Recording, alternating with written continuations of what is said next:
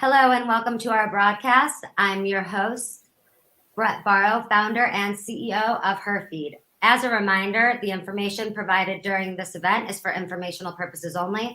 This event does not create a doctor-patient relationship. For medical questions, please reach out to your primary care or a healthcare professional. Also, this live broadcast will cover sensitive real-life subject matter and could be difficult for some to hear. For anyone struggling with human trafficking issues, help numbers will be provided. So now let's begin. Joining me today is Paula Newman-Skomsky, nurse practitioner and forensic nurse examiner with Providence Intervention Center for Assault and Abuse. Hello, Paula. Thank you so much for being here. Hi, Brad. It's great to be here again today. So before we get into our topic, can you give us a little bit of an idea about what you do here at Providence? Certainly. As the introduction said, I'm a family nurse practitioner and a forensic nurse examiner, which means I provide medical exams to victims of interpersonal violence, sexual and physical abuse, as well as human trafficking victims, gunshot injuries, stabbings. We cover all types of interpersonal violence. I work in our clinic, which is located at Dawson Place Child Advocacy Center, where we see patients by appointment. But myself and another nurse practitioner, Krista Kleiner, are also on call, and we back up our forensic nurse team, who respond to 5 different emergency rooms in the county, Snohomish County, 24/7. So we have a pretty busy practice between the clinic and backing up the on-call team. It sounds like it, and you obviously have a lot of experience. And today we're going to be talking about human trafficking. So actually, I feel like you're probably the best person I could be talking to about this. But is there what should people know about the issue of human trafficking? Human trafficking, as we currently understand it, affects over 25 million people around the globe at any given time.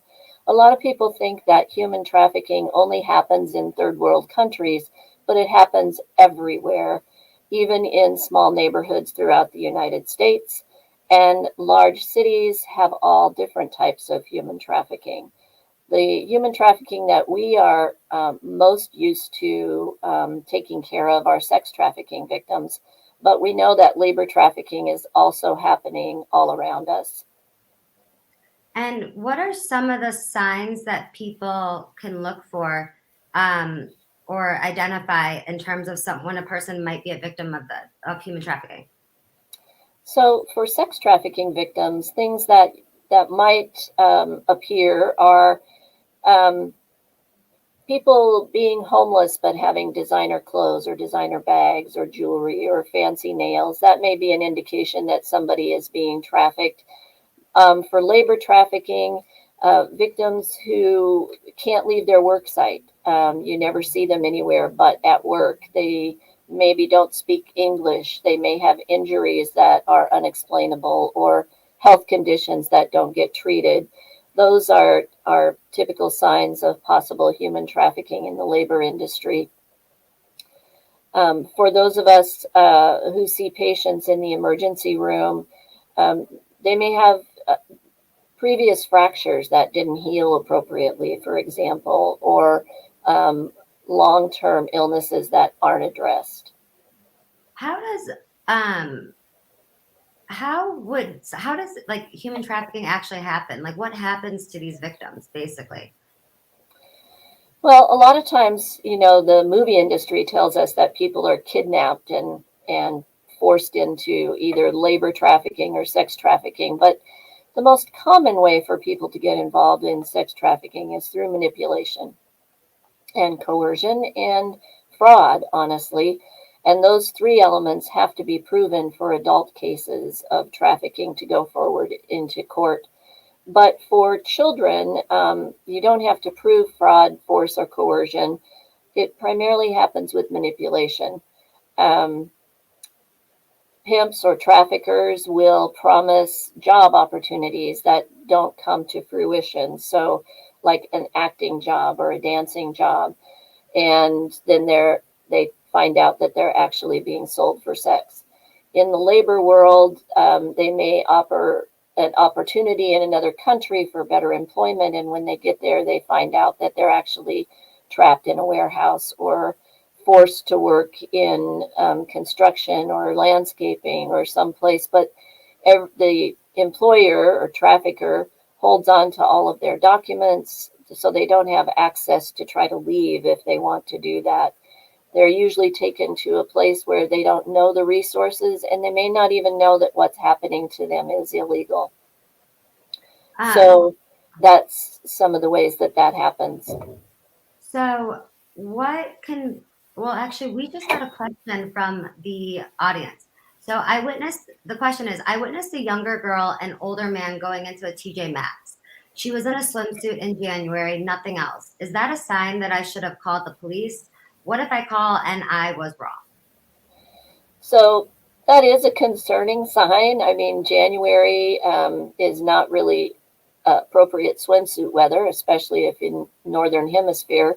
So that could be a very concerning sign, is a younger person with an older person and not dressed appropriately for the weather. If you had made a call to law enforcement and it turned out that it was a legitimate situation, you would not have been in trouble. So you don't have to absolutely know that trafficking is taking place, but if you do have concerns like that, the best thing you can do is notify law enforcement and let them come and investigate. Don't try to investigate yourself, because that could put yourself and the potential trafficking victim in danger.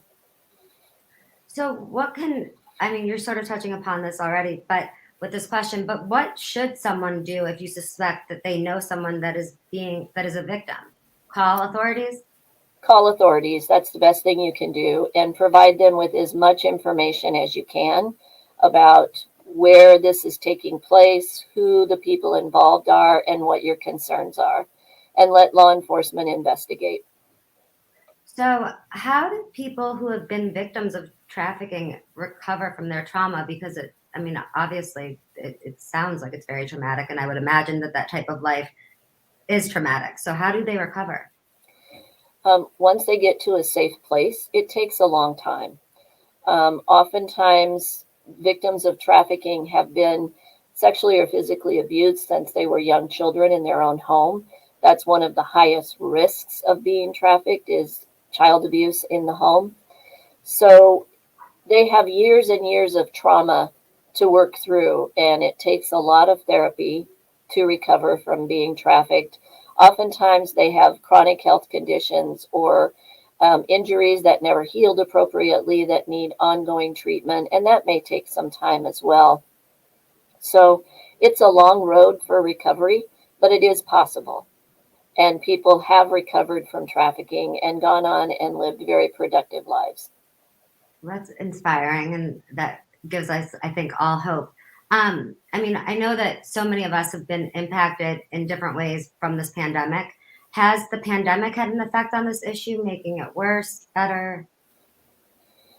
So, from our perspective, the pandemic has done several things.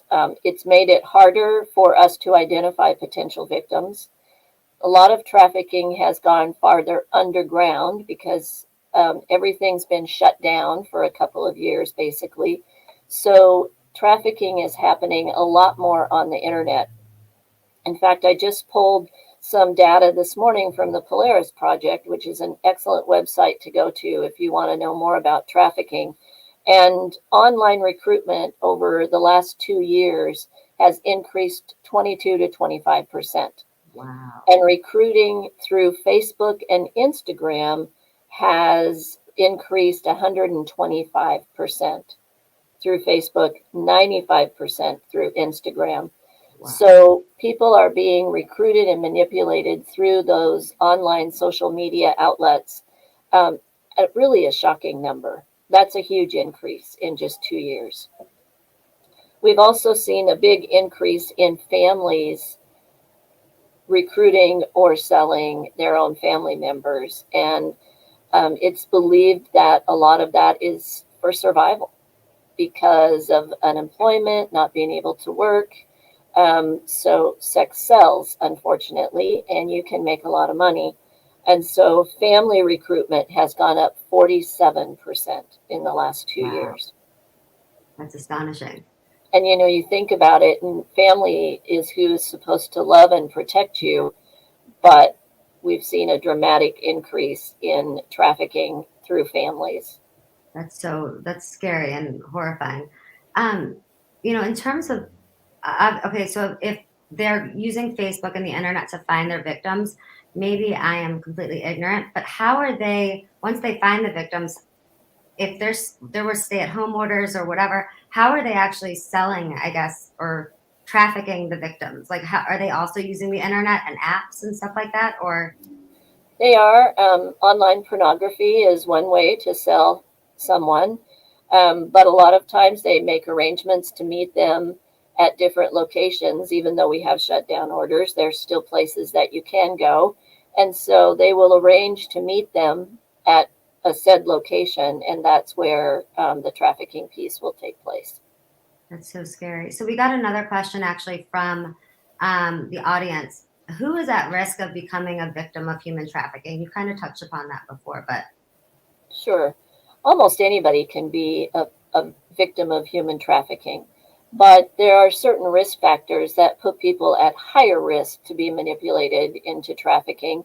And as we said before, the number one risk is being a victim of childhood sexual or physical abuse in your own home, because that really destroys a person's self esteem. And traffickers really look for victims who have low self esteem. Other risk factors are being involved in the foster care system. Again, there's no familiar bonds there, and self esteem for kids who have been in and out of the foster care system are often low as well. Other risk factors are living in a high crime area, an area of low income. Poverty will drive people into looking for opportunities to get out of that, and they fall victim to manipulators. So, any of those risk factors can increase your risk of becoming a victim of trafficking. For labor trafficking, it's often trying to get better employment or get yourself out of an area where there isn't a lot of employment and there's a lot of poverty. So you're looking for a better job and better opportunities in other places. And we know that immigrants coming into our country are especially vulnerable to being trafficked when they enter the country. so we have another question from the audience. How can schools help? Schools can keep their eyes on kids and look for changes in their behavior, changes in their attendance, changes in their dress or their eating habits. Are they falling asleep in class? Because if they're having to work all night, either in labor industry or the sex industry, they're not being able to sleep. They're often not fed until they meet their quota. So watching for any of those changes in kids that are attending school is really important. For high school students, also look for kids who normally would not have designer clothes and electronic devices and multiple cell phones. Those can also be signs that they may be involved in trafficking. Interesting. We have another question from the audience. Does human trafficking only occur in illegal underground industries?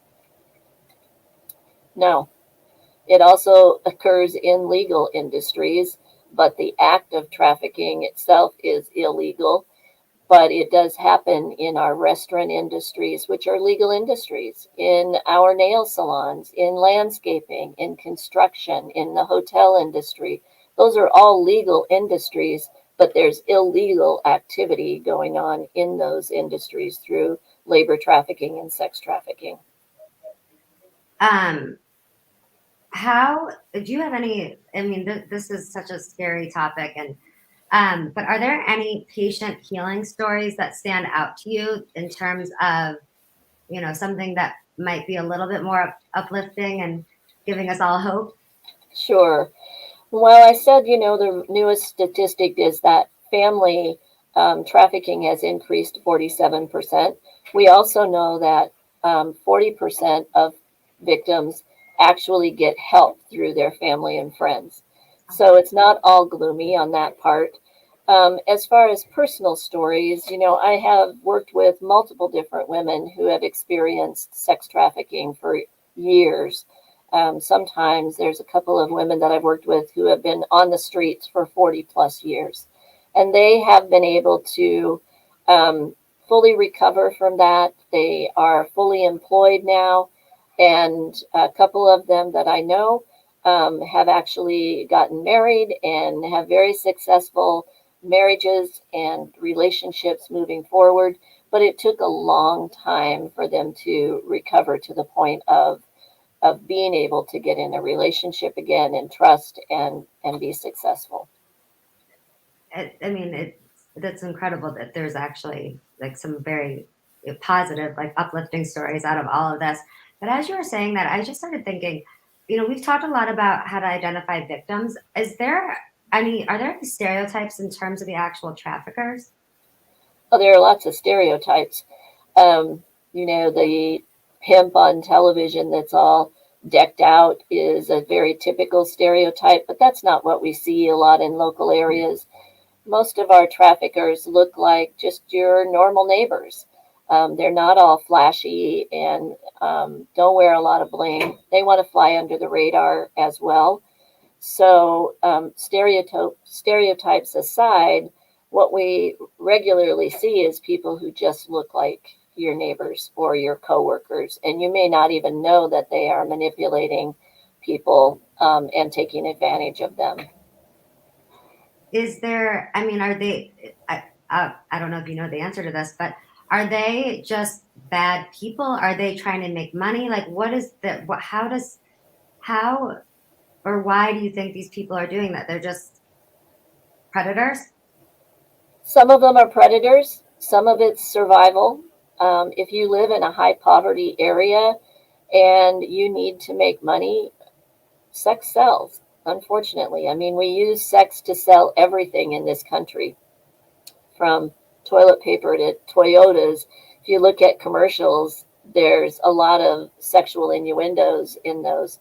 So people who are trying to survive may resort to selling their children. They may resort to selling their relatives.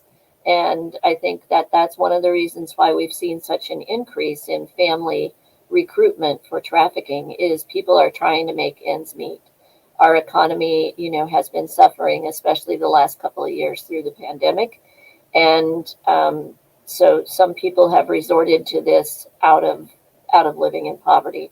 There are also just predators out there who look to take advantage of people, and they really have capitalized on the pandemic and the ability to manipulate people during that time. It's so heartbreaking. We got another question from the audience, and that is, what would you do if the victim consents to the abuse? So that's a really tough question to answer because a lot of victims don't realize that they're even being victimized. They may consent to a relationship, but they're not likely to really consent to the abuse itself. They may think that they're in love with their trafficker and they just want to make that person happy.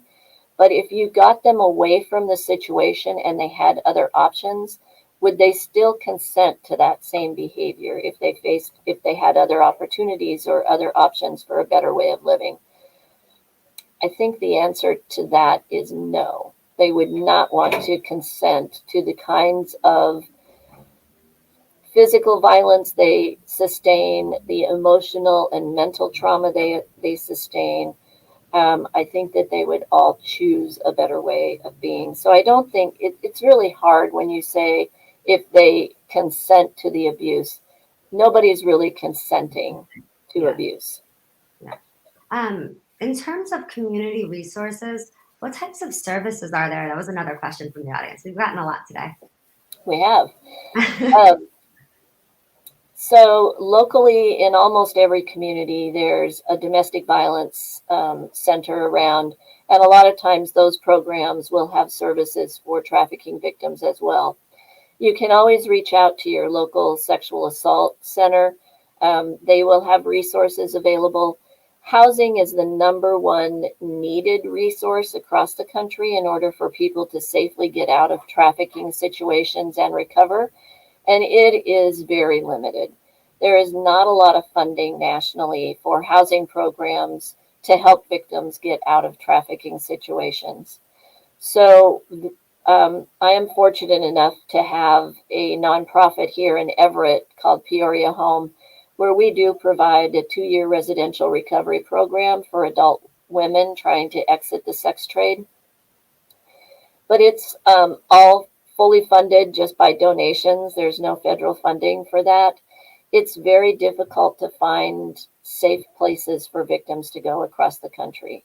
We're part of a network of 50 different organizations across the country, but altogether we only have about 500 beds for victims to go to when they want to exit the sex trade and start their road to recovery. There are not a lot of emergency shelters. We get calls all the time from law enforcement. They may be with a trafficking victim and looking for someplace to take them for emergency shelter and care. And there just isn't a lot of resources for those type of facilities across our entire country. And it's really unfortunate. Yeah, that is. That's terrible, especially with these numbers growing at the rate that they are. We got another question from the audience, which is if I feel unsafe while shopping or feel like I'm being watched, what should I do? If you're feeling unsafe in a certain business or you are feeling like somebody is watching you, I would reach out to someone working at that business and let them know and contact the authorities. Make sure that you're not being followed when you leave the business. Um, don't get on your phone because you want to pay attention to your surroundings and what's going on around you. And oftentimes we walk around on our phones and it decreases our ability to be aware of what's happening. So pay attention to who's following you when you leave a business. Call somebody before you leave and ask them to meet you outside the business if possible. But certainly let someone at the business know as well. And then another question we got was, does Providence have services like what you offer at all of their ministries? As far as I know, all of our Providence ministries do have sexual assault services, and there's always a social worker in all the emergency rooms as well that would have resources available for anybody who is identifying as a victim of human trafficking. Providence System a few years ago developed a protocol that's in place in all of our emergency rooms, urgent care centers, and OB/GYN delivery. That does additional screening when they do initial safety or initial safety screening. They do additional questions if there are certain red flags that they identify with someone when they come in for care.